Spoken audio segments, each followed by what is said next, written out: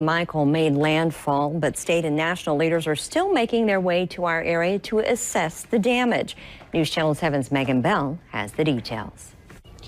Well, Vice President Mike Pence and Second Lady Karen Pence joined Governor Rick Scott today at Tyndall Air Force Base to survey the damage left by Hurricane Michael and meet some military families. Here's what he had to say.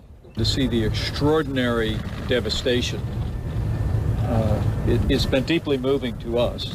After assessing the damage at Tyndall Air Force Base and being briefed by staff, Vice President Mike Pence made an announcement regarding the future of Tyndall. We will rebuild Tyndall Air Force Base. The vice president first commended Colonel Laidlaw and his team for the way they responded to Hurricane Michael, as they evacuated about 11,000 people in less than 22 hours and removed aircraft from the property. Then came talk about recovery efforts.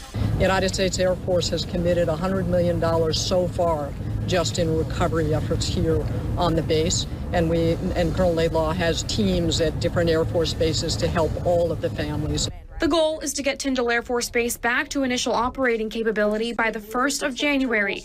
In the meantime, aircraft will be flying out of Eglin Air Force Base in Okaloosa County. Following the announcement regarding the plans for Tyndall, Vice President Pence met with local military families impacted by the storm. He says resources and support from him and President Trump will remain until families are taken care of. We're with you. We're going to stay with all of the families of this region impacted by Hurricane Michael until we rebuild bigger and better than ever before. We can't fly aircraft out of Tyndall at the moment, but by Thanksgiving, we will have F-22s in the skies over the Panhandle. In Bay County, Megan Bell, News Channel 7.